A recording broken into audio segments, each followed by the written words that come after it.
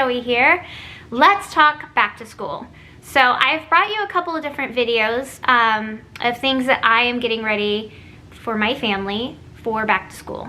And I talked about how we've moved our sleep schedules up ahead of time, how we try to go school shopping about 3 weeks ahead of time, and then also how I set up certain areas within our home for the kiddos to do their homework and to come in and kind of, you know, get themselves ready to start on homework when they need to, when they get home.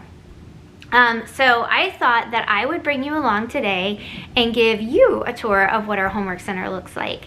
I'm definitely not the first person to do a homework center, but I figured with it being so different this year, with some of us being blended, some of us doing all online, and then some of us going back to school full-time as usual, but with masks, that it would be helpful to share with you what this would entail for us. Basically, I've already given my kids a tour of what the homework center looks like. I've showed them, look, if you need pencils or if you need paper or scissors or glue or anything like that, this is where you can find it. And I've kind of gone over the rules of what our homework center is going to look like for them, just so that they're, you know, ahead of the 8 ball and know what to expect. So I thought that it would be good to bring you along and show you what our homework center looked like. So yeah, I can't wait to show you.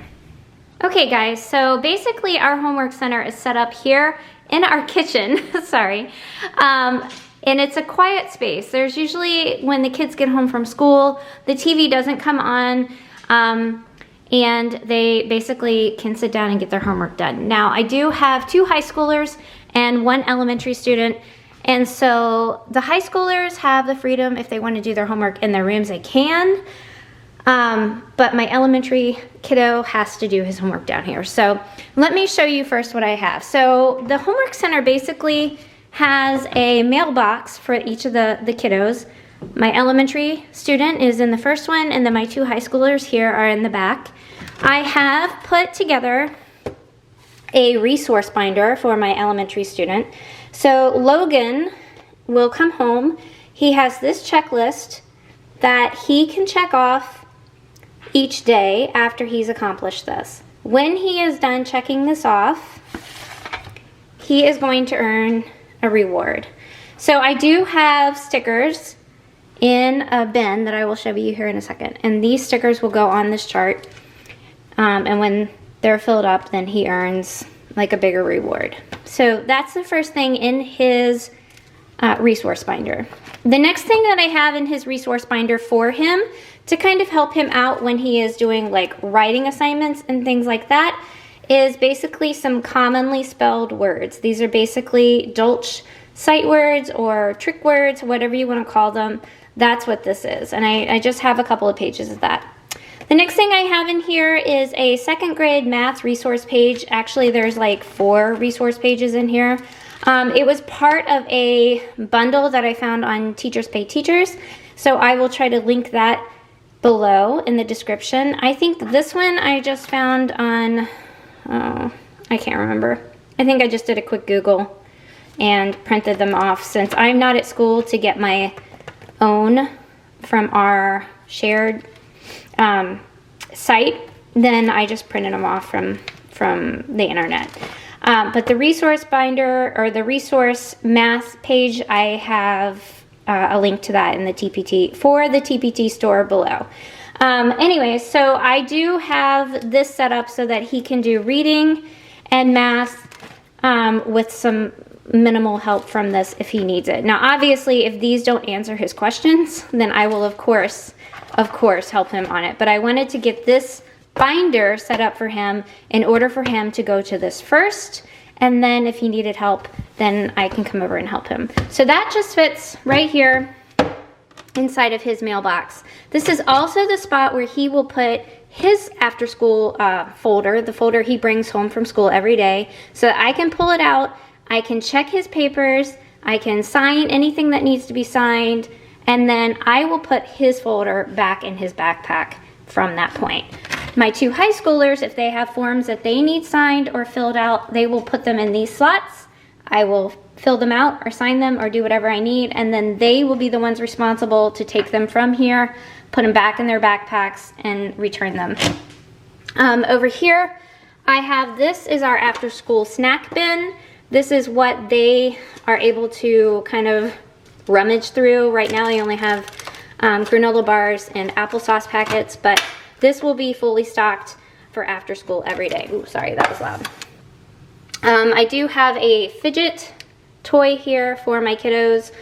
This is mostly for Logan because, you know, he's a busy boy. He's gonna need something to fidget with him while he's doing some homework. Then I have this dry erase marker that will go for checking off his checklist for after school. It just doesn't fit very nicely inside of here, so it's in the pencil holder. We have lots of pencils through here for the kids to pull from, both mechanical and just wooden pencils. Then here I have a calendar. This just lives on this desk anyways. We don't have a lot going on in August, so there's really nothing filled out here, but as the month goes on, we'll have more. So yeah, that just lives here. Then we have this box is basically for Logan, and then my little preschooler, she's not yet in preschool, but she will be soon, Tori, she's 3. And so Logan being in 2nd grade, I have this whiteboard where he can, you know, if he needs to practice some writing, he can do that. These are the stickers that I have ready for him to put on his reward chart. I do have some flashcards for my preschooler, and then sight words that I have for Logan. And then we have some Play-Doh in case that they need like some manipulatives for math, if they need to use a different way of spelling words, that sort of thing. The Play-Doh is in here. So that is just what sits on top and lives here on the top of our homework center. I do have the second drawer, or first drawer right here is really not for the kiddos. It's kind of a junk drawer, to be honest. Oh, look, a crayon. But there are some things that we have in our second drawer for the kids to use. This is basically where they come if they need to get their items for after school. So in this pouch here, there is a pencil sharpener. There are some pencil grips. And then inside of it, there is scissors and glue that will live here for them to use. I have highlighters for the kids so that they can grab these anytime they need for both school and for at home. I have a bunch of markers that I have them. I want to try to keep some of our things as nice as possible without, I have a bottom drawer for Tori, and I will show you that in a minute. But this is where my school age kiddos will get their stuff. So I have markers and colored pencils for them. And another pack of markers. I have a small pack of crayons here, but I will show you where I have more. Then I also have underneath these things is some push pins, which we don't need very often, a ruler, which if I need to pull that out and make it live on top up here, then I will. And then, yeah, so that's pretty much how I have the second drawer organized. This is basically the kids' back to school drawer. Over here we have stickers that they're gonna put on their folders when they go back to school. This is their pencil pouches that they're gonna be taking with them back to school. So this is where I keep our notebook paper, our graph paper, page protectors, that sort of thing, that lives here. In this box, this is basically just a box of pens and permanent markers. So that is basically our drawer that the kids will use.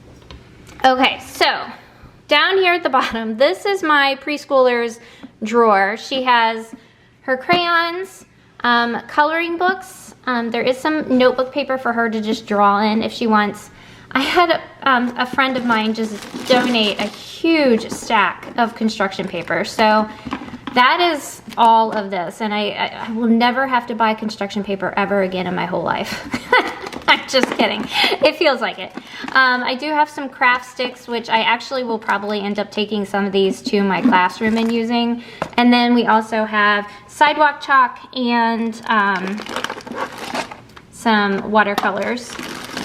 and that sort of thing. So this is basically Tori's drawer to pull out, and when the kids are working on homework, if she feels like she needs to work on homework, then this is her drawer to pull from. Yeah, so that's basically a quick look at my homework center, and I hope you enjoyed it. Thanks for watching, guys. I really appreciate you taking the time out to do that. If you enjoyed this video, give me a thumbs up, and if you haven't yet subscribe to my channel. That really helps me out, and it lets me know that I need to bring more content like this to you. And I hope you have a great day. I'll talk to you soon.